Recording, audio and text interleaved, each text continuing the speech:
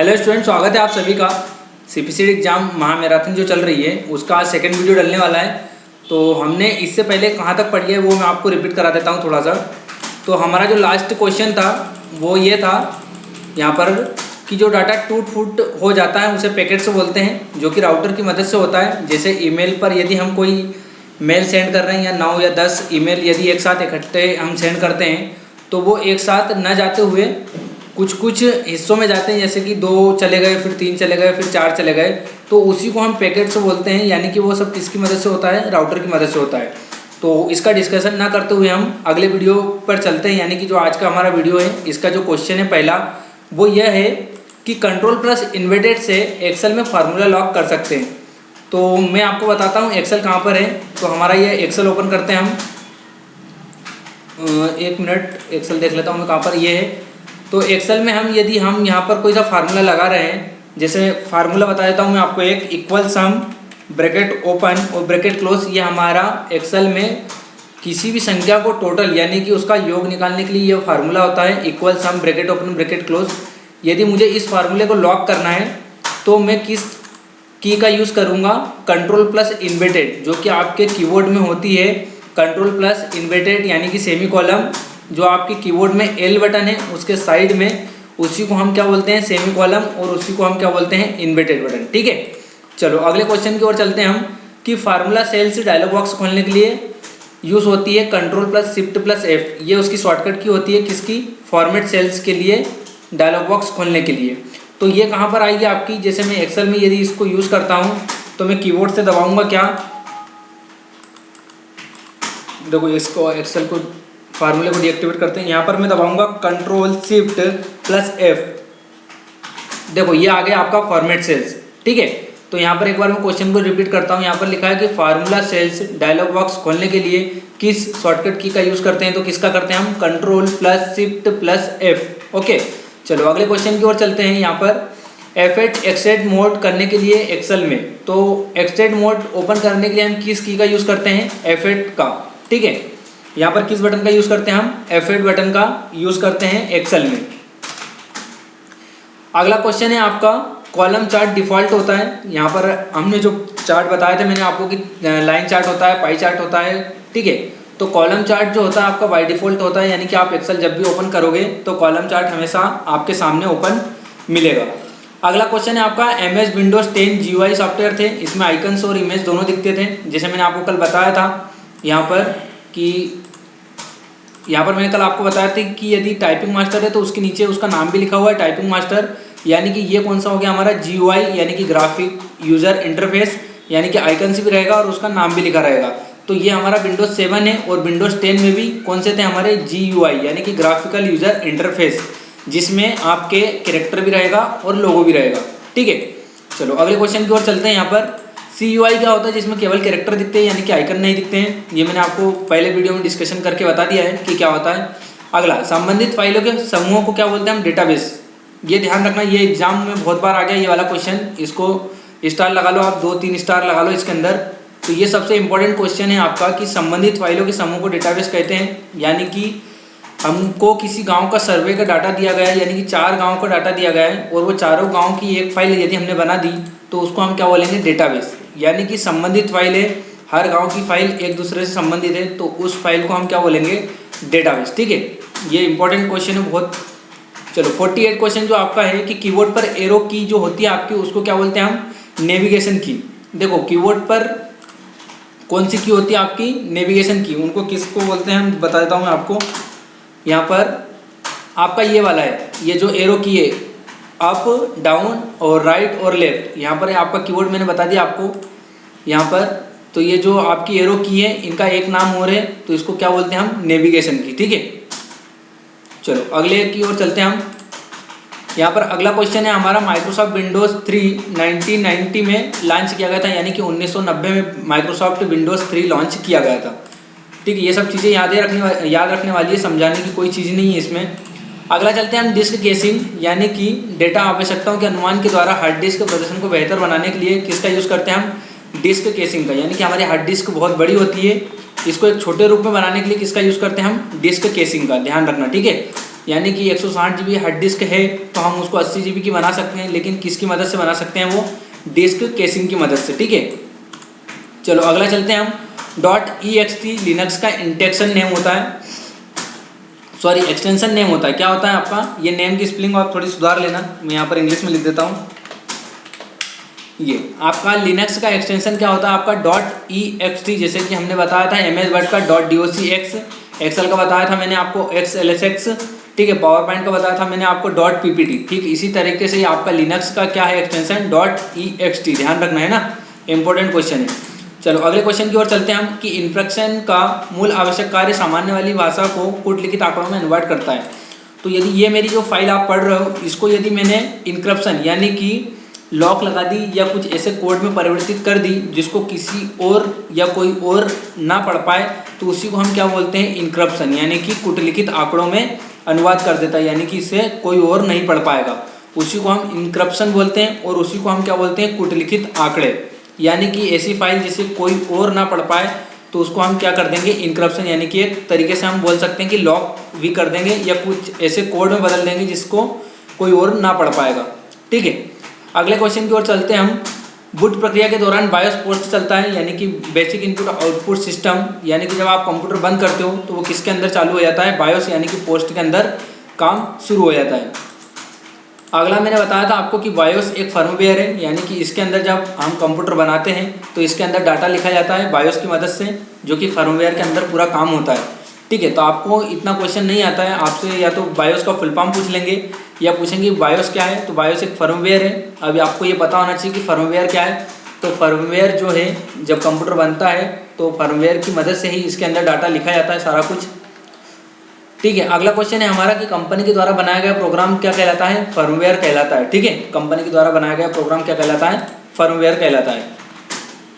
अब यहाँ पर लिखना है कि कनेक्टेड हार्डवेयर को चेक करता है कौन, पोस्ट करता है, यानी कि आपका कीबोर्ड और माउस ये दोनों आपके मदरबोर्ड या फिर USB से कनेक्ट होंगे, तो इनको चेक करने का काम कौन करता है, आपका पोस्ट। ठीक है, कौन करता है, पोस्ट। अब पोस्ट का फुल फॉर्म क्या होता है आपका, पावर ऑन सेल्फ टेस्ट। ठीक है, ये ध्यान रखना, आपका पोस्ट का फुल फॉर्म भी पूछ सकता है, क्या होता है, पावर ऑन सेल्फ टेस्ट। अगला क्वेश्चन है आपका कि डाटा कहाँ भेजना है या कहाँ से लिया जाता है, इसके लिए एड्रेस बस का उपयोग किया जाता है। ये सारी चीज़ों के अपने अलग अलग काम होते हैं। जैसे पोस्ट का काम क्या है, दो कनेक्टेड हार्डवेयर को चेक करने का होता है। ठीक उसी तरीके से एड्रेस बस का काम क्या है, डाटा को कहाँ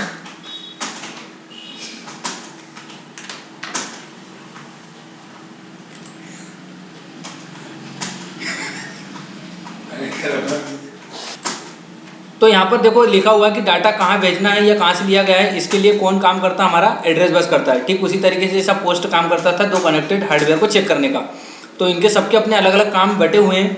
ठीक है, अब अगला क्वेश्चन है हमारा 10 माइक्रो एक एंटीवायरस है। तो मैंने जैसे आपको बताया था कि ये 600 MCQ होने के बाद मैं आपके लिए एक बहुत बढ़िया लेक्चर बनाने वाला हूँ जो कि पूरा माइक्रो से संबंधित होगा। तो आपके बाद इतना याद रखो कि ट्रेंड माइक्रो एक एंटीवायरस सॉफ्टवेयर होता है। अगला क्वेश्चन होता है आपका कि एप्लीकेशन सॉफ्टवेयर, यानी कि अब आपको पता होना चाहिए कि एप्लीकेशन सॉफ्टवेयर कौन कौन से होते हैं। मैंने आपको सॉफ्टवेयर का जो हमारी सब्सिडी एग्जाम मैराथन की जो क्लास थी, एक मैंने पर्टिकुलरली आपके लिए बनाई थी सॉफ्टवेयर की, तो उसमें मैंने बताया था आपको कि एप्लीकेशन सॉफ्टवेयर क्या होते हैं, सिस्टम सॉफ्टवेयर क्या होते हैं, यूटिलिटी सॉफ्टवेयर क्या होते हैं।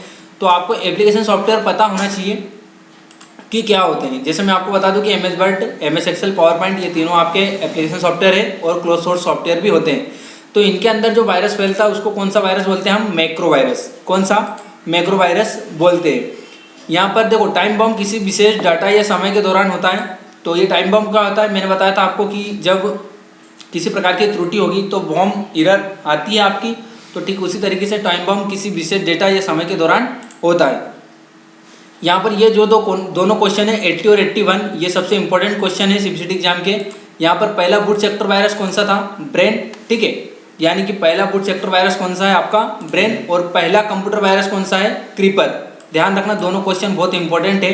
एक बार और रिपीट कर रहा हूँ मैं आपसे कि पहला बूट सेक्टर वायरस कौन सा था, ब्रेन। और पहला कंप्यूटर वायरस कौन सा था, क्रीपर।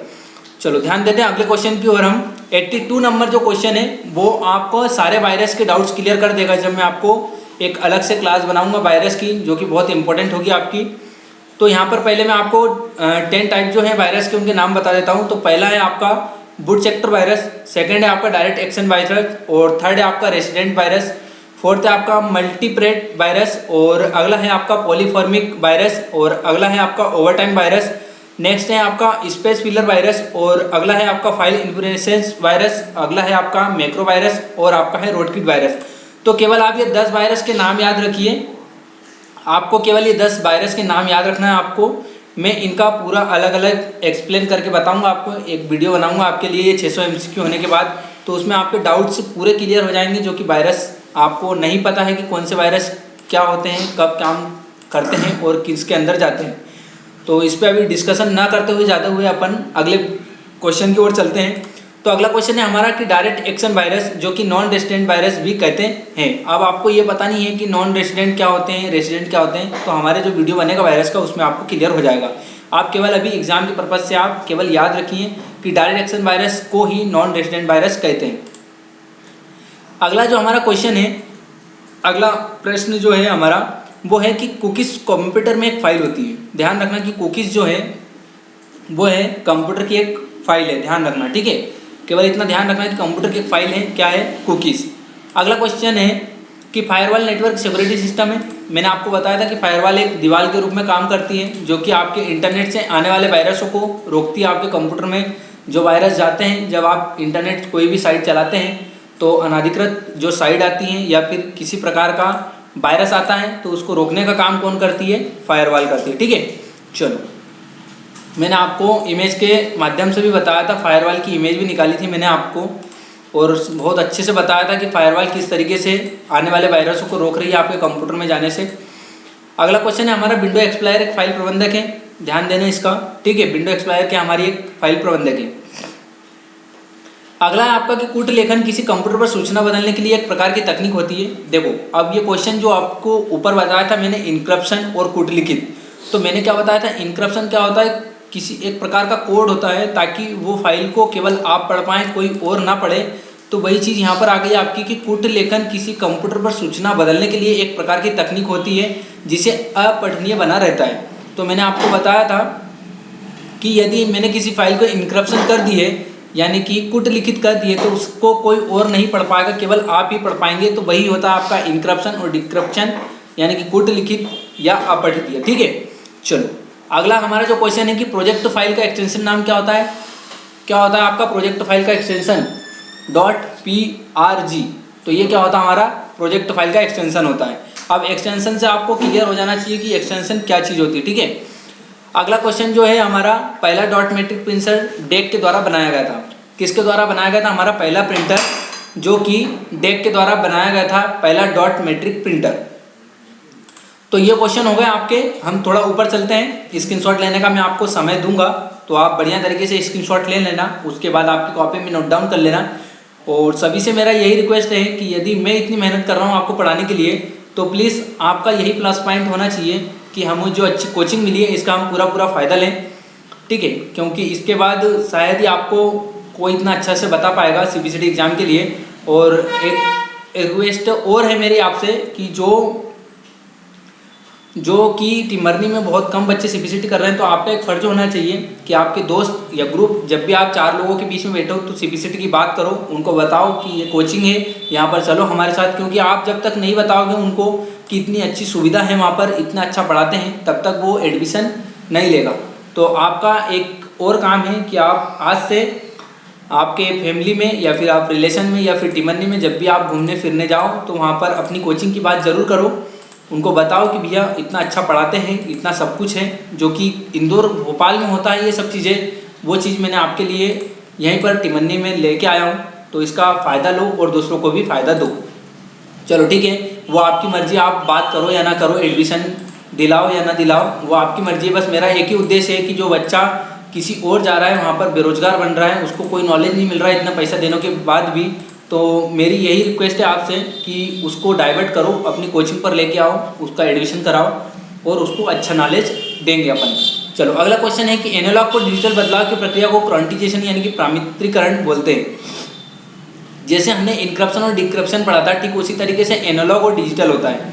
तो एनालॉग को डिजिटल में बदलना है, यदि एनालॉग से डिजिटल में यदि कोई चीज़ बदल रही है या बदलाव हो रहा है, क्वांटिजेशन हो रहा है, प्रामाणिकरण बोलते हैं उसको। क्या बोलते हैं, क्वांटिजेशन बोलते हैं, जब कोई चीज़ एनालॉग से डिजिटल में बदलती है। तो आप तो केवल इतना याद रखो कि एनालॉग से डिजिटल बदलने वाली प्रक्रिया को क्या बोलते हैं, हम क्वांटिजेशन बोलते हैं। अगला क्वेश्चन है हमारा कि इंकजेट प्रिंटर टंकन मुद्रण यांत्रिक पर आधारित होता है। तो इंकजेट प्रिंटर आपकी कौन सी यांत्रिक पर होता है, यानी कि टंकन मुद्रण यांत्रिक पर आधारित होता है। चलो अगला ये क्वेश्चन डबल रिपीट हो गया कि स्पैम में ईमेल पर आता है, जंक फोल्डर पर, यानी कि मैंने बताया था आपको कि ऐसे मैसेज जो कि अनाधिकृत हो या किसी प्रकार से हो जो कि हमारे यूज़ में नहीं है, उनको क्या बोलते हैं हम, स्पैम, जो कि किस में आते हैं, जंक फोल्डर पर आते हैं। चलो स्कैटर चार्ट को XY चार्ट के रूप में भी जाना जाता है, ठीक है, ये ध्यान रखना आपको, स्कैटर चार्ट को XY चार्ट के रूप में भी जाना जाता है। Control plus shift plus N सभी फॉर्मेटिंग को हटाया जा सकता है, यानी कि आप बोल्ड, इटैलिक, अंडरलाइन या फिर स्ट्राइक थ्रो या फिर साइज बड़ा या छोटा या किसी भी तरह की आप फॉर्मेटिंग करते हो एक्सेल में या फिर MS वर्ड में, तो उन सबको एक साथ हटाने के लिए किसका यूज़ करते हैं, control plus shift plus N. ध्यान रखना ये शॉर्टकट की बहुत ज़्यादा बार पूछ ली CPCT एग्जाम में कि एक साथ सभी फॉर्मेटिंग को हटाने के लिए किसका यूज़ करते हैं, control plus shift plus N. अगला क्वेश्चन है आपका कि कंप्यूटर की प्रथम पीढ़ी में वैक्यूम ट्यूब का यूज़ किया गया था, सेकंड में ट्रांजिस्टर का, थर्ड में IC चिप का, फोर्थ में माइक्रो, शायद ये क्वेश्चन आपका हो गया। चलो ठीक है, छोड़ते हैं इसको हम। अगला आपका डिजिटल कंप्यूटर के 4 वर्ग होते हैं, माइक्रो, मिनी, मेनफ्रेम और सुपर कंप्यूटर। ये ध्यान रखना कि डिजिटल कंप्यूटर कितने वर्ग होते हैं, 4 कंप्यूटर। आप कोचिंग में जो चलाते हो कंप्यूटर, डेस्कटॉप कंप्यूटर, उसको भी हम डिजिटल कंप्यूटर ही बोलते हैं। तो पर्सनल कंप्यूटर यानी कि PC का फुल फॉर्म क्या होता है आपका, पर्सनल कंप्यूटर, इसका आविष्कार कब हुआ था आपका, 2 अगस्त 1981 में, ठीक है। तो पहला चिप यानी कि CPU का आविष्कार कब हुआ था, 1958 में, जो कि किसके द्वारा हुआ था, JS किल्बी के द्वारा। ओके, यहाँ पर CPU की क्षमता MIPS यानी कि मेगाबाइट पर सेकंड भी बोल सकते हैं या मेगा इंस्ट्रक्शन पर सेकंड भी बोल सकते हैं, ठीक है। इसको मेगा हर्ट्ज के नाम से भी जाना जाता है कि CPU की क्षमता किस में नापी जाती है, तो मेगा हर्ट्ज में मापी जाती है। MIPS का फुल फॉर्म क्या है, मिलियन इंस्ट्रक्शन पर सेकंड या मेगा पर सेकंड भी बोल सकते हैं या मेगा हर्ट्ज भी बोल सकते हैं, ठीक है। तो MIPS का फुल फॉर्म ध्यान रखना आप, मिलियन इंस्ट्रक्शन पर सेकंड। पहला माइक्रो प्रोसेसर इंटेल 404 था, ठीक है, यानी कि पहला प्रोसेसर को ही क्या बोलते हैं हम, CPU, उसी को ही हम चिप बोलते हैं, ठीक है, जो कि किसने बनाई थी, JS किल्बी ने। तो यानी कि पहला माइक्रो CPU इंटेल 4004 था, ठीक है, इसका नाम है ये इंटेल 4004। ओके, अगला है हमारा कि 5.25 और 3.5 इंच की फ्लॉपी यूज़ हो रही है अभी वर्तमान में, अब तो बंद हो गई है, अब तो सीधा हार्ड डिस्क और अपनी जो SSD ड्राइव है वो यूज़ हो रही है। तो अपने को इस पर ज़्यादा डिस्कशन नहीं करना, केवल एग्जाम के हिसाब से याद रख लो कि 5.25 और 3.5 इंच की फ्लॉपी यूज़ हो रही है। अगला आता है आपका TPI, फ्लॉपी की क्षमता को दर्शाता है, यानी कि हमने जो ऊपर पढ़ा है कि फ्लॉपी डिवाइस जो कि बंद हो गई है, तो इसकी जो क्षमता है वो किस में नापते हैं हम, TPI में, ठीक है, इसका TPI में मापन करते हैं फ्लॉपी डिस्क का। अगला है हमारा हाई स्पीड मेमोरी और कैश मेमोरी को कहते हैं। हाई स्पीड मेमोरी किसको बोलते हैं हम, कैश मेमोरी को बोलते हैं, यानी कि सबसे तेज मेमोरी कौन सी होती है आपकी, कैश मेमोरी होती है, ठीक है, ध्यान रखना, सबसे तेज मेमोरी कौन सी होती है आपकी, कैश मेमोरी होती है। CPU और मुख्य मेमोरी के बीच में स्थित तीव्र को क्या बोलते हैं हम, कैश मेमोरी बोलते हैं। तो क्वेश्चन आ सकता है आपको कि मुख्य मेमोरी है ना और CPU, इन दोनों के बीच में तीव्र मेमोरी को क्या बोलते हैं हम, कैश मेमोरी कहते हैं। अगला आपका ग्रुप बेयर एक सॉफ्टवेयर होता है, ध्यान रखना, ये ग्रुप बेयर क्या होता है, एक सॉफ्टवेयर होता है। अगला है हमारा कि कंप्यूटर मेमोरी में रखे एक से अधिक प्रक्रियाओं के परस्पर नियंत्रण मल्टीटास्किंग कहलाता है। कंप्यूटर मेमोरी रखे एक से अधिक प्रक्रियाओं को परस्पर नियंत्रण मल्टीटास्किंग कहते हैं। मैंने बताया था आपको कि एक से अधिक काम कर रहे हैं तो वो क्या कहलाएगा, मल्टीटास्किंग। जब एक ही कंप्यूटर पे एक से अधिक लोग काम कर रहे हैं तो उनको क्या बोलते हैं हम, मल्टी यूजर, ठीक है। अगला क्वेश्चन है हमारा टेलनेट प्रोग्राम अर्पा, क्या लिखा है, सॉरी दिख नहीं रहा मुझे, कि टेलनेट प्रोग्राम अर्पानेट तकनीक के लिए विकसित किया गया था। तो टेलनेट जो प्रोग्राम था वो किसके लिए किया गया था, अर्पानेट, जो कि हमारा पहला नेटवर्क कहते हैं, ठीक है, वो टेलनेट प्रोग्राम के लिए विकसित किया गया था। अगला क्वेश्चन है हमारा प्राथमिक मेमोरी रैम है, ये आपको ज़्यादा बताने की जरूरत नहीं है, आपको सारा चीज़ क्लियर है मेमोरी के बारे में। सर्कल के एक हिस्से को दिया जाने वाला नाम जिस पर स्टोरेज मीडिया डेटा लिखा जाता है उसको क्या बोलते हैं, सेक्टर। एक क्वेश्चन और लिख लेना इसके बाद 92 के बाद कि 512 सेक्टर होते हैं हार्ड डिस्क के, ठीक है, कितने होते हैं, 512। तो देखो सर्कल के एक हिस्से को यानी कि 512 हिस्से होते हैं, दिए जाने वाला नाम जिस पर स्टोरेज मीडिया डेटा लिखा जाता है तो उसको क्या बोलते हैं, हिस्से को, एक हिस्से को क्या बोलते हैं हम, सेक्टर। तो हार्ड डिस्क में से कितने सेक्टर होते हैं? 512 सेक्टर होते हैं। चलो, कौन सी एक बैक फाइल नहीं है? तो FAT24 यानी कि फाइल एलोकेशन टेबल। FAT का फुल फॉर्म क्या है आपका? फाइल एलोकेशन टेबल, यानी कि 24 यदि आपको ऑप्शन में आ जाए। FAT32 भी होती है, ठीक है, FAT32 होती है, FAT24 नहीं होती है, FAT16 भी होती है। तो आपको कौन सी याद रखना है कि FAT24 कोई भी फाइल नहीं होती है। चलो, प्रिंटर के दोनों ओर तरफ प्रिंट करने की अनुमति कौन देता है? डुप्लेक्सर। ये क्वेश्चन सीपीटी एग्जाम में बहुत बार पूछ लिया है कि प्रिंटर के दोनों तरफ प्रिंट करना हो तो किसका यूज करेंगे हम? डुप्लेक्सर का, ठीक है। अगला क्वेश्चन है हमारा विंडोज से कि विंडोज 98 1948 में लॉन्च किया गया था। आपको पूरी विंडोज याद रखना है आपको कि विंडोज 3 कब आया था, विंडोज एक्सपी कब आया था, विंडोज 7, विंडोज 10, विंडोज विस्टा, ये सब कब आए थे। तो ये सबको आपको याद रखना है। तो विंडोज 98 1948 में लॉन्च किया गया था। अगला क्वेश्चन है आपका कि डेस्कटॉप पर दिखाई देने वाला माउस कर्सर को तीर सूचक कहते हैं, यानी कि ये जो मेरा घूम रहा है तीर, इसको क्या बोलते हैं हम? तीर सूचक भी बोलते हैं। डेस्कटॉप पर दिखाई देने वाला माउस कर्सर को हम क्या बोलते हैं? तीर सूचक भी कहते हैं। तो ये हमारे एक पेज के जितने भी क्वेश्चन थे वो सारे कवर करा दिए मैंने आपको। कुछ इंपॉर्टेंट बात बता रहा हूँ, उसको ध्यान से सुनना है। तो आपको ये जो क्वेश्चन आप देख रहे हो, समझ रहे हो, इनको आप लिख लोगे, पढ़ भी लोगे, देख भी लोगे, समझ भी लोगे। लेकिन एक काम और करना है आपको कि एक एक क्वेश्चन पे बढ़िया तरीके से एनालाइज करना है। एक क्वेश्चन को आपको 1 मिनट देना है।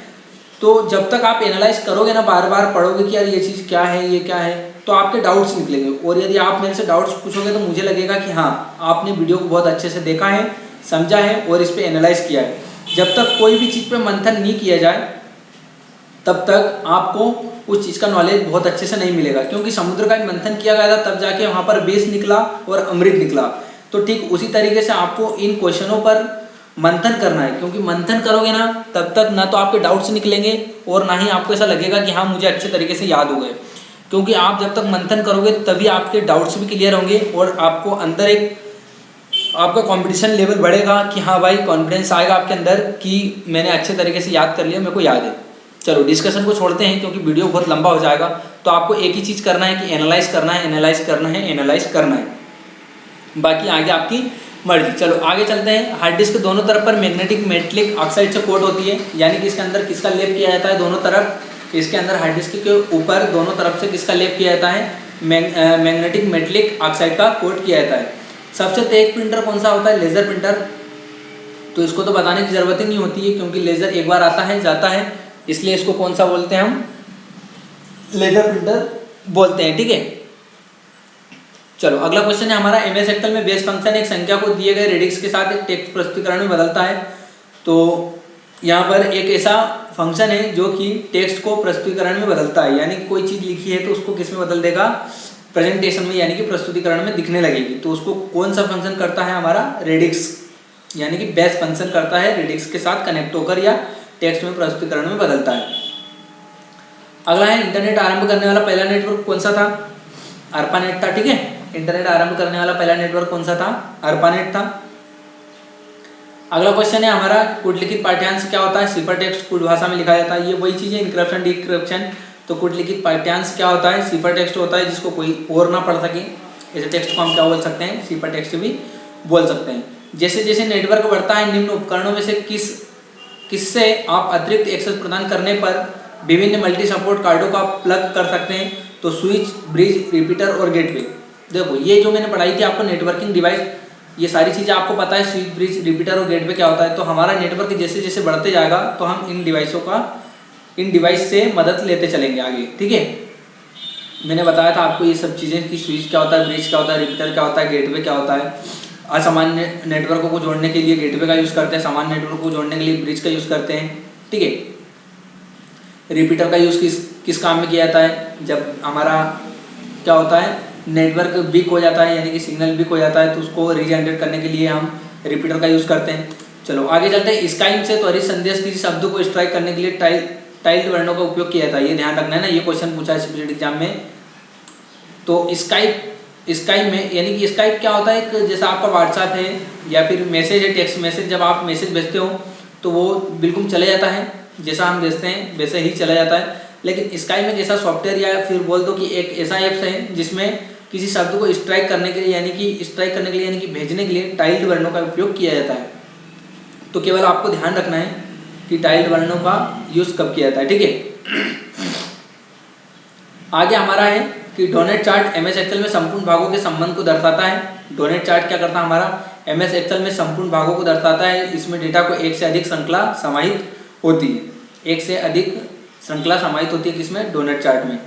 अगला हमारा पिवट टेबल स्वचालित रूप से स्प्रेडशीट में संग्रहित डेटा को क्रमित कर सकता है, कुल योग औसत निकाल सकता है। यानी कि बहुत फैला हुआ यदि कोई डाटा है, जैसे मैंने बोल दूं आपको कि एचआर डिपार्टमेंट है, डीजे डिपार्टमेंट है और इंजीनियर डिपार्टमेंट है, तीनों डिपार्टमेंट में 10-10 लोग काम कर रहे हैं, इनकी सैलरी को टोटल करके बताओ, तो हम उस चीज़ को कैलकुलेशन या फिर हाथ से कैलकुलेट करके जल्दी नहीं दे सकते इन तब का कैलकुलेशन, तो हम पिवट टेबल की मदद से एक फैले हुए डाटा को कुल योग और औसत निकाल सकते हैं बहुत जल्दी तरीके से, ठीक है।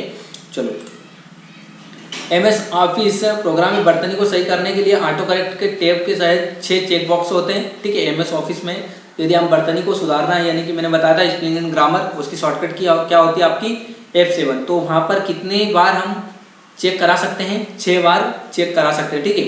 चलो, सुपर स्क्रिप्ट मैंने बताया था आपको, जैसे 10th लिखा तो TH ऊपर रहता है, उसकी शॉर्टकट की क्या है आपकी control plus shift plus plus plus, ठीक है। यहाँ पर control plus shift plus plus आपकी क्या है, सुपर स्क्रिप्ट की शॉर्टकट की है। चलो, अगला क्वेश्चन है आपका, थोड़ा जूम साइड बड़ा कर लेते हैं हम, क्योंकि हम एक एक कॉलम को समझ रहे हैं। चलो, ये आ गया हमारा। विंडोज 10 में स्टार्ट बटन को दबाकर हेल्प मेन्यू खोला जाता है, यानी कि आपके कीबोर्ड में विंडो बटन यदि आप दबाओगे, सॉरी मैं क्वेश्चन पढ़ लेता हूँ एक बार। विंडोज 10 में स्टार्ट बटन दबाकर हेल्प मेन्यू खोला जाता है। यहाँ पर यदि आप ये वाली विंडो बटन को दबाओगे विंडोज 10 में, तो आपका क्या खुल जाएगा, हेल्प मेन्यू खुल जाएगा, ठीक है। ये क्वेश्चन पूछते हैं सिक्योरिटी एग्जाम में कि विंडोज 10 में यदि हम स्टार्ट बटन दबाएंगे तो क्या खुल जाएगा आपका हेल्प मेन्यू, और यदि 2007 में दबाएंगे तो क्या खुलेगा, केवल विंडोज़ की जो एक्टिवेट है वो चीज़ खुल जाएगी, ये स्टार्ट बटन ऑल प्रोग्राम वाली चीज़ें खुल जाएगी, लेकिन विंडोज 10 में थोड़ा अलग होता है, ठीक है। अगला क्वेश्चन है हमारा कि एक फाइल को प्रायर डॉक्यूमेंट के रूप में जाना जाता है, यानी कि आप कोई भी फाइल बना रहे हो उसको सेव कर दी तो उसको किस रूप में जाना जाता है, डॉक्यूमेंट के रूप में जाना जाता है। ये सरल क्वेश्चन है, आपको केवल ध्यान रखना है। टेलनेट नेटवर्क प्रोटोकॉल है, ठीक है। छवि को संपीड़ित करने के लिए यानी कि कम करने के लिए प्रेषक पक्ष में इनकोडर की आवश्यकता होती है, यानी कि यदि आपको कोई फोटो है तो उसको संपीड़ित यानी कि छोटी करना है तो प्रेषक पक्ष में यानी कि उसके टाइटल में क्या लिखना होगा, आपको इनकोडर की आवश्यकता होगी। कोडर या इनकोडर ये आपको ट्रांसलेटर में काम आएगा। तो आपको केवल इतना याद रखना है कि कोई भी छवि यानी कि कोई भी फोटो को छोटा करना है तो किसकी मदद ली जाएगी, आपकी एनकोडर की, ठीक है। चलो, संचार चैनल की क्षमता बिट में मापते हैं। ये क्वेश्चन में लगा लो आप 4 या 5 या 6 स्टार, बहुत बार पूछ लिया है कि संचार चैनल की क्षमता किस में मापते हैं, तो बिट में मापते हैं, ठीक है। चलो, एमएस ऑफिस थीम को सहेजने के लिए कौन सी फाइल फॉर्मेट का उपयोग किया जाता है, तो .thmx किसका THMX का यूज़ किया जाता है। एमएस ऑफिस की थीम को सहेजने के लिए THMX का यूज़ किया जाता है। अगला, दाई और शब्द से एक मिटाने के लिए कंट्रोल प्लस डिलीट बटन का यूज़ किया जाता है। तो ये क्वेश्चन तो भैया आप लगा लो 10-15 स्टार, बहुत बार पूछ लिया है सीबीएसई एग्जाम में। दाई और डिलीट, ठीक है, डी से दायां और दाई से दायां, यानी आपको याद रखने का तरीका है कि दाई बोल दे तो डिलीट, ठीक है, कंट्रोल डिलीट, और बायां बोल दे तो बैक स्पेस, ठीक है। दाई ओर से डिलीट करने के लिए किसका यूज़ करेंगे हम, कंट्रोल डिलीट का, और बाईं ओर से डिलीट करने के लिए कंट्रोल प्लस बैक स्पेस का, या बैक स्पेस का, या फिर डिलीट बटन का। देखो, इसको थोड़ा समझ लेते हैं हम क्या चीज़ होती है यहाँ पर, क्या क्वेश्चन क्या है हमारा, मैं समझा देता हूँ आपको। जैसे आपने ये कोई चीज़ लिखी है, जी लिखी है, अब इसको बाईं ओर से डिलीट करना है तो आप किसका यूज़ करोगे, कीबोर्ड से बैक स्पेस बटन का। देखो ये हो रहा है डिलीट बाईं ओर से। अब यदि इसके अंदर आ जाऊँगा मैं, मतलब यहाँ पर आ गया, इसके अंदर आ गया, तो अब यदि डिलीट करना है मुझे तो बैक स्पेस से करूँगा, तो देखो वही हो रहा है, बाईं ओर से डिलीट हो रहा है एक। लेकिन दाईं ओर से डिलीट करना है तो मैं किसका यूज़ करूँगा, डिलीट का। देखो आप कैसे हो रहा है, ये देखो, ठीक है। यहाँ पर जी बढ़ा देता हूँ थोड़ा, रुको, 4-5 शब्द लिखते हैं हम, ASDEFGH। अब यदि मैं कर रहा हूँ तो इसको मैं कर रहा हूँ कंट्रोल डिलीट। क्या कर रहा हूँ, कंट्रोल डिलीट। देखो कुछ डिलीट नहीं हो रहा है, लेकिन इसके अंदर जैसे आऊँगा मैं, अब कंट्रोल डिलीट करूँगा तो देखो F डिलीट हो रहा है पूरा, ठीक है। यहाँ पर अब बैक स्पेस करूँगा तो बैक से हो रहा है, सॉरी यहाँ पर एज पे खड़ा होता हूँ, देखो बैक, एज डिलीट हो गया। लेकिन अब मैं डिलीट बटन दबाऊंगा तो कोई भी फर्क नहीं पड़ेगा। पड़ रहा है क्या, नहीं, मैं डिलीट बटन दबा रहा हूँ, कोई फर्क नहीं। तो मुझे डिलीट बटन दबाने के लिए इसके अंदर आके खड़ा होना होगा। अब मैं डिलीट बटन दबाऊंगा तो देखो F डिलीट हो रहा है, और क्या हो रहा है, जी। समझ में आ गया। तो यदि किसी टेक्स्ट के अंदर आ जाते हैं हम और उस चीज़ को डिलीट करते हैं तो वो किससे होगी, डिलीट से। और यदि टेक्स्ट के लास्ट में खड़े हुए हैं, यदि उसको डिलीट करना है तो किसका यूज़ करेंगे हम, बैक स्पेस का। तो आप केवल इतना ध्यान रखो कि बैक स्पेस यानी कि बायां, यानी कि बैक स्पेस बटन का यूज़ करेंगे बाईं ओर से डिलीट करने के लिए, और दाईं ओर से डिलीट करने के लिए किसका यूज़ करेंगे हम, डिलीट बटन का। ठीक है, चलो। तो गूगल टॉक को अक्सर किस रूप से संदर्भित किया जाता है, जी चैट से। किससे, गूगल टॉक को अक्सर किस रूप से संदर्भित किया जाता है, जी चैट से। MS एक्सेल में माइक्रोसॉफ्ट विजुअल बेसिक संपादक को खोलने के लिए किस कुंजी का यूज़ किया जाता है, Alt+F11 का। MS एक्सेल में विजुअल बेसिक संपादक को खोलने के लिए, ये शॉर्टकट की ध्यान रखना। ठीक है। 1 TB को 2 के ऊपर 40 की घात इस प्रकार भी लिख सकते हैं हम, जैसे कि मैंने बताया था आपको कंप्यूटर डाटा यूनिट्स कितने प्रकार की होती हैं, बिट, बाइट, किलोबाइट, मेगाबाइट, ठीक है, gigabyte, terabyte, petabyte, exabyte, brontobyte, nonabyte, yottabyte, ठीक है। ये सब हमने कंप्यूटर डाटा यूनिट से पढ़ी थी। चलो, यहाँ पर स्पीकर को रेट करने के लिए किस इकाई का यूज़ किया जाता है, स्पीकर को रेट करने के लिए किस इकाई का, वाट का। किसका, वाट का यूज़ किया जाता है। चलो हम ऊपर चलते हैं इधर इस ओर। चलो, यहाँ पर लिखा है कि माइक्रोसॉफ्ट एक्सेस रिपोर्ट स्प्रेडशीट को चाहने के लिए कौन सी फाइल फॉर्मेट का यूज़ किया जाता है, SNP। देखो, माइक्रोसॉफ्ट एक्सेल की किस में होगी, SNP में, और अपने जो एक्सेल की माइक्रोसॉफ्ट एक्सेल उसकी किस में होगी, .xlsx। ठीक है। तो यहाँ पर माइक्रोसॉफ्ट एक्सेल रिपोर्ट की स्प्रेडशीट को समझने के लिए किसका यूज़ करेंगे हम, SNP का। ध्यान रखना। एप्पल मैग्नेटियस को छोड़कर सभी ऑपरेटिंग सिस्टम में क्या आता है, बॉम्ब एरर आता है। किस में आता है, बॉम्ब। एप्पल मैग्नेटियस को छोड़कर बाकी सब में क्या आता है, बॉम्ब एरर आता है। ठीक है। पोस्ट सबसे प्रमुख रूटीन है जो मूल हार्डवेयर की जांच का परीक्षण करता है। मैंने बताया था आपको कि दो हार्डवेयर के बीच में कनेक्शन सही है या सही रूप से काम नहीं कर रहे हैं या नहीं कर रहे हैं, तो उसको कौन चेक करता है, पोस्ट, यानी कि पावर ऑन सेल टेस्ट। ठीक है। यहाँ पर प्रिंटर में इम्पैक्ट प्रिंटर, नॉन इम्पैक्ट के रूप में वर्गीकृत किया जाता है, वर्गीकरण तकनीकी आधार पर। ठीक है। यहाँ पर आपने पढ़ा है इम्पैक्ट प्रिंटर और नॉन इम्पैक्ट क्या होता है। इम्पैक्ट यानी कि जो आवाज़ करते हैं वे सभी प्रिंटर को हम इम्पैक्ट प्रिंटर बोलते हैं। नॉन इम्पैक्ट प्रिंटर यानी कि वह प्रिंटर जो आवाज़ करते हैं उनको क्या बोलते हैं हम, नॉन इम्पैक्ट प्रिंटर। और इम्पैक्ट प्रिंटर जो कि आवाज़ करते हैं। क्लियर। चलो, मैकेनिकल प्रिंटर 1822 में बनाया गया था। याहू, गूगल, MSN तीनों इंटरनेट साइट है, ये आप सभी को पता है। गूगल, याहू, MSN तीनों इंटरनेट साइट है। अगला आता हमारा फ्लॉपी डिस्क, पोर्टेबल होती है यानी कि मुड़ जाती है, जैसे हमारा लैपटॉप को हम मोड़ सकते हैं यानी कि बंद कर सकते हैं, ठीक उसी तरीके से फ्लॉपी डिस्क को भी हम मोड़ सकते हैं। और ध्यान रखना, हार्ड डिस्क आपकी पोर्टेबल नहीं होती। ठीक है। ये आपकी सॉलिड होती है यानी कि हार्ड। ठीक है, इसको हम मोड़ नहीं सकते, ध्यान रखना। गूगल ड्राइव से हटाई गई फाइल ट्रेस में जाती है यानी कि रिसाइकल बिन में, और रिसाइकल बिन को हम क्या बोलते हैं, ट्रेस, यानी कि डिलीट की हुई फाइल कहाँ जाती है, आपकी ट्रेस के अंदर। चलो, 3.5 फ्लॉपी की क्षमता कितनी है, 1.4 MB।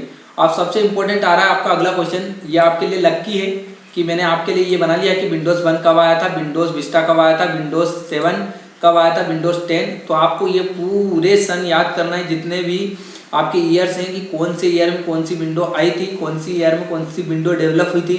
तो ये आपको याद करना है, ये आपकी जिम्मेदारी। ठीक है। चलो, अगला क्वेश्चन है आपका कि मालवेयर एक मलेशियस सॉफ्टवेयर होता है। ठीक है। कंप्यूटर का जो वॉर्म प्रोग्राम है, इसका क्या मतलब होता है, तो देखो, वॉर्म का फुल फॉर्म क्या होता है, राइट वंस रीड मेनी। ये वॉर्म का फुल फॉर्म है। ठीक है। क्या है, W से राइट, O से वंस, R से रीड और M से मेनी। तो राइट वंस रीड मेनी जो कि क्या है, एक वायरस होता है, वॉर्म वायरस, जो कि अपनी बहुत सी कॉपी बनाता है, बार बार आता है, किसी भी सॉफ्टवेयर के अंदर चले जाता है। ईमेल की खोज किसने की थी, मिस्टर शिवा अय्यर दुरई ने और रेट ऑम्लिसन। ये क्वेश्चन थोड़ा रिपीट हो गया है, ध्यान रखना इसका। ठीक है। ईमेल की खोज किसने की थी, मिस्टर शिवा अय्यर दुरई ने और रेट ऑम्लिसन ने। दोनों के नाम आपको याद रखना है। ठीक है। रेट ऑम्लिसन को जनक माना गया है, लेकिन खोजकर्ता कौन है, हमारे भारत के मिस्टर शिवा अय्यर दुरई है। चलो, सबसे पहला वायरस कौन सा था, क्रीपर। ये क्वेश्चन भी डबल आ गया है। सबसे पहला बूट सेक्टर वायरस कौन सा था, ब्रेन। मैकफी किस तरह का सॉफ्टवेयर है, तो एंटीवायरस है एक मैकफी, यानी कि आप कंप्यूटर जब नया खरीदते हो तो आप जब एंटीवायरस डलाते हो तो वहाँ पर बोलते हो कि मैकफी का एंटीवायरस डाल दो, तो वो एक प्रकार का क्या है, आपका एंटीवायरस है। ऐसा सॉफ्टवेयर जो अपने आप को बड़ा यूजफुल दिखाता है लेकिन होता नहीं है, तो ट्रोजन्स। ठीक है। यानी कि जो व्यक्ति अपने आप में बुद्धिमान तो नहीं है लेकिन दिखाता है, उस चीज़ से आप ध्यान रख लेना कि उसको क्या बोलते हैं हम, ट्रोजन्स। यानी कि ऐसा सॉफ्टवेयर जो अपने आप को बड़ा यूजफुल दिखाता है लेकिन होता नहीं है, तो उसको क्या बोलते हैं हम, ट्रोजन्स। ठीक है। अगला है आपके SMN जो आपके बिना परमिशन, यहाँ पर थोड़ा डरमिशन लिखा गया है, इसको आप स्पेलिंग मिस्टेक है, थोड़ा सुधार लेना। आप जब नोट डाउन करोगे, चलो मैं सुधार देता हूँ। यहाँ पर लिखना है परमिशन, यहाँ पर परमिशन की स्पेलिंग भी थोड़ी गलत है, इसको सुधार लेना आप। चलो यहाँ पर ऐसे मेल जो आपके बिना परमिशन के आते हैं उनको क्या कहते हैं? स्पैम। यहाँ पर बताया था मैंने आपको जंक ईमेल को क्या बोला जाता है? स्पैम। जो कि जंक फोल्डर में जाते हैं उनको क्या बोलते हैं हम? स्पैम। ये तो आपको याद ही हो गया क्योंकि 4-5 बार हमने फेस कर चुके हैं इस चीज़ को। अगला क्वेश्चन है हमारा कि वो वायरस जो तब काम करना शुरू कर देता है जब आपका कंप्यूटर स्टार्ट होता है, तो उसको क्या बोलते हैं हम? Boot sector virus. यानी कि आप जैसे कंप्यूटर चालू करोगे, ऑन करोगे, तो आपका ये वायरस आना शुरू हो जाएगा, बूट सेक्टर वायरस। ठीक है। वो सॉफ्टवेयर जो कि एप्लीकेशन सॉफ्टवेयर को इम्पेक्ट करते हैं उसको क्या बोलते हैं? Micro virus. यानी कि छोटे छोटे वायरस जो कि आपके एप्लीकेशन सॉफ्टवेयर में जाते हैं। मैंने बताया था आपको पहले बार, इससे पहले वाले क्वेश्चन में, कि ऐसे कौन से वायरस हैं जो कि एप्लीकेशन सॉफ्टवेयर को इम्पेक्ट करते हैं, यानी कि इम्पेक्ट करना यानी कि एप्लीकेशन सॉफ्टवेयर के अंदर जाते हैं। तो कौन से होते हैं आपके? माइक्रो वायरस, यानी कि छोटे होते हैं। ठीक है। वो सॉफ्टवेयर जो अपनी बहुत सी कॉपी बनाता है, वॉर। देखो मैंने अभी आपको ऊपर बताया था कि वॉर में एक सॉफ्टवेयर है जो कि अपनी बहुत सी कॉपी बनाता है, बिना अनुमति के चले जाता है कंप्यूटर के अंदर।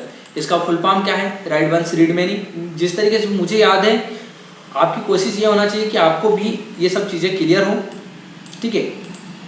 तैयारी ऐसी करना है हमको कि एक ही बार में सीपीसीडी को क्लियर करना है। ठीक है। वो वायरस जो रैम में एक्सेस करता है, ठीक है, उसको क्या बोलते हैं हम? Resistant virus. ऐसा वायरस जो रैम में गया तो है लेकिन उसमें रहा नहीं और दूसरी जगह इम्पैक्ट डालता है, उसको क्या बोलते हैं हम? Non resistant virus. ऐसा वायरस जो कि रैम में गया तो लेकिन उसमें रहा नहीं, ऐसे वायरस को हम क्या बोलते हैं? Non resistant virus. चलो यहाँ पर मैं आपको मौका दे रहा हूँ 4-4 या 5 सेकेंड का, तो आप स्क्रीनशॉट ले लें। यहाँ पर ये आपके 45 क्वेश्चन खत्म हो गए, तो मैं ऊपर चल रहा हूँ और आपको स्क्रीनशॉट लेना है। कहाँ से हमने शुरू करा था? ऊपर से। ठीक है। यहाँ पर थोड़ा जूम साइज कम कर लूँगा, तो आप एक साथ स्क्रीनशॉट ले लेना। जो डाटा टूट फूट कर जाता है यहाँ तक आपका लिखा गया होगा। ठीक है। मैं थोड़ा जूम साइज कम कर लेता हूँ, तो आप एक साथ स्क्रीनशॉट ले लेना।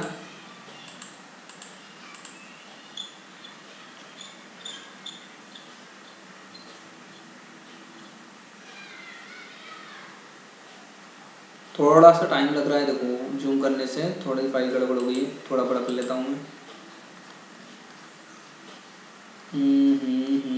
जो डाटा टूट, ये देखो।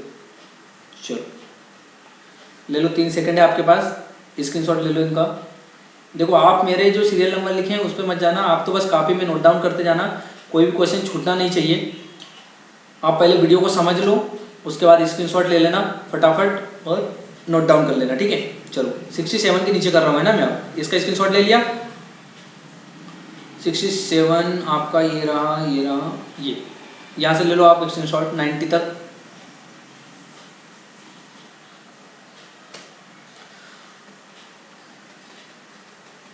आपकी मेहनत रंग लाएगी और साथ में मेरी भी मेहनत का रिजल्ट आएगा दुनिया के सामने। बस आप मेरा साथ देते चलो।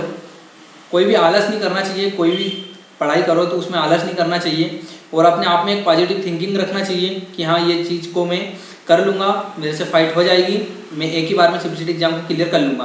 देखो 90 के नीचे मैं रोक रहा हूँ। ये मैंने आपको पहले बताया था कि मैं ज़्यादा मोटिवेट नहीं करता हूँ, क्योंकि व्यक्ति मोटिवेट खुद हो जाता है जब वो असफल होता है या फिर 1-2 बार असफलता का जब उस चीज़ को फेस करता है तो व्यक्ति खुद मोटिवेट हो जाता है। तो मेरी आपसे यही रिक्वेस्ट है कि आप असफल ना हो, असफलता का मुंह ना देखें, एक ही बार में सफल हो जाओ ताकि आपका पैसा भी बचे, समय भी बचे और कम समय में बहुत ज़्यादा नॉलेज ले लो।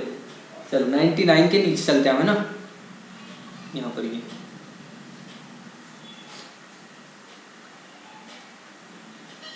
ज़्यादा ज्ञान की बातें नहीं होना चाहिए, केवल पढ़ाई की बातें होना चाहिए जो कि काम की है। ज्ञान तो हर कोई देता है, हर कोई का नॉलेज अच्छा है, हर कोई नॉलेज देके चले जाएगा आपको, लेकिन करना सब कुछ अपने को ही है। तो केवल अपना एक ही एम, एक ही उद्देश्य होना चाहिए लाइफ में कि जब तक सफलता नहीं मिलेगी तब तक रुकेंगे नहीं। ठीक है। जब तक सफलता नहीं तब तक रुकना नहीं है, थकना नहीं है। ठीक है। यहाँ पर 30 के नीचे ले लो आप।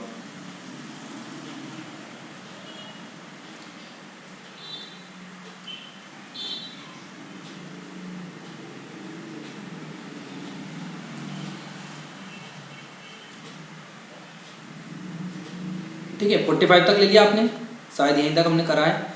चलो अगला जो है हमारा, इसमें देख लेता हूँ। देखो 39 यानी कि 40 मिनट का वीडियो हो गया है, तो काफ़ी लंबा हो गया है। तो इसके आगे का जो वीडियो है हम नेक्स्ट उसमें देखेंगे, सीपीटी एग्जाम मैराथन के महा वीडियो में, अगले वीडियो में। तो आपको इतना काम करना है कि 45 तक यहाँ तक आप लिख लो, याद कर लो। 1 लाइन है, कोई बड़ी बात नहीं है। जब हम 10वीं 12वीं में पूरी किताब याद कर सकते हैं तो हम ये 400-500 क्वेश्चन तो छोटी मोटी चीज़ें होना चाहिए, क्योंकि अब हमारा लेवल भी बढ़ गया है, हमारी जो एज है वो आपके माइंड से बढ़ गई है। तो जो आपका दिमाग है और जो आपकी एज है उसमें आपके विचार में ये आपके दिमाग में ये बात नहीं आना चाहिए कि यार मुझसे इतना नहीं होगा, इतना नहीं लिखाएगा, मैं इन चीज़ों को कैसे कर पाऊँगा। क्योंकि ये जो चीज़ है मैंने आपसे कम उम्र में इन चीज़ों को याद कर लिया था, इन चीज़ों को समझ लिया था, और आपसे कम उम्र में मैंने सीपीटी एग्जाम को फाइट कर ली थी। ये रियलिटी है, आप मेरा स्कोर कार्ड देख सकते हो। मैंने 2017 में यानी कि मात्र 19 साल की उम्र में सीपीटी एग्जाम को फाइट कर लिया था। 19-20 में मैंने बढ़िया इसके ऊपर रिसर्च करा कंप्यूटर के ऊपर में, और मात्र 21 साल की उम्र में मैंने पढ़ाना शुरू कर दिया था। खंडवा में 2 साल पढ़ाया, उसके बाद यहाँ पर टिमन्नी में भी अपनी एक अलग छवि बनाई। मैं खुद की बड़ाई नहीं कर रहा हूँ, लेकिन ये सब चीज़ें रियल है। तो यदि मैं इतनी कम उम्र में वो मुकाम पा सकता हूँ तो आप सब भी कर सकते हो। बस ये है कि आपको जो चीज़ें मैं बता रहा हूँ उन चीज़ों को आप सुने, उन चीज़ों को अपने ऊपर अमल करें, उन चीज़ों को अपनी लाइफ में फेस करें, तब जाके एक सफलता या एक सीढ़ी आपको मिलेगी जहाँ पर एक अच्छा मुकाम होगा आपका। मेरे यही आशा है आपसे यही आशा है मेरी आप सभी के लिए। तो धन्यवाद आप सभी का। गौर कंप्यूटर एक्सपर्ट में आज का वीडियो यहीं रोकते हैं, मिलते हैं अगले वीडियो में। जय हिंद, जय भारत।